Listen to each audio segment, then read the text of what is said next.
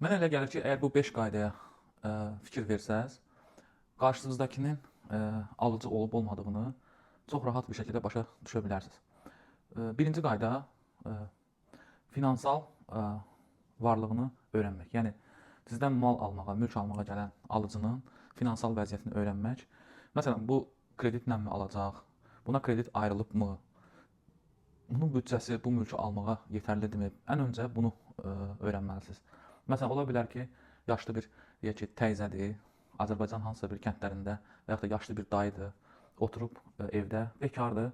Siz də TikTokda, Instagramda ev elanı vermişsiniz. Elana baxır, götürüb sizə zəng eləyir, ev haqqında məlumat alır, sizdən sorğu-sual eləyir. Bir saat telefonda danışırsınız. Vaxtınız da gedir, onun da sizin də. Halbuki onun finansal gücü onu almağa çatmır. Bu birinci qayda. İkinci qayda, bu da çox önəmlidir. Qərar verəni tapmalısınız. Məsələn, ofisdə oturmusunuz, ofisə gəliblər müştərilər, ev axtarırlar. Əslində evi alan o gələn qrup içində deyil. Məsələn, deyək ki, evi alır, deyək ki, öz xanımına, bəy gəlib, o sizlə danışır. Amma evi almaq qərarını verəcək adam o deyil. Sizi sorğu-sual eləyir, danışır sizlə, siz onu aparırsınız, evləri göstərirsiniz, izah eləyirsiniz, nə edirsiniz, nə eləmirsiniz.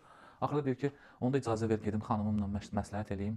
Yəni sizin bir neçə gününüz uçdu havaya getdi. Ona görə ikinci qayda, qərar verəni tapın.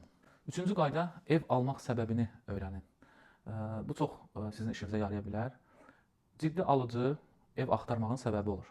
Məsələn, deyək ki, iş yeri dəyişir, tutalım Bakıda işləyir, Qubaya perevod edirlər. Bu Qubadan ev almalıdır.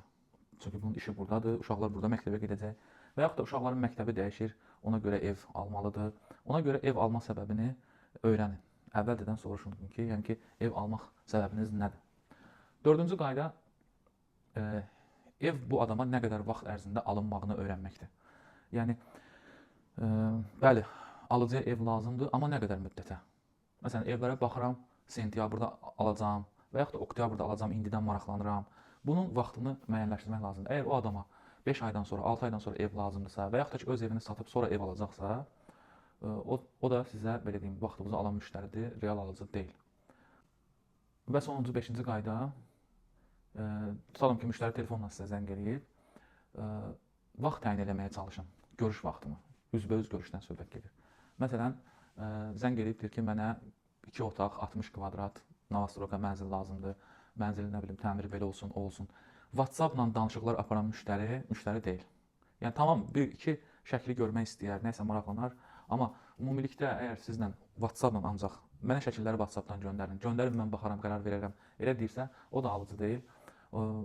Yaxşı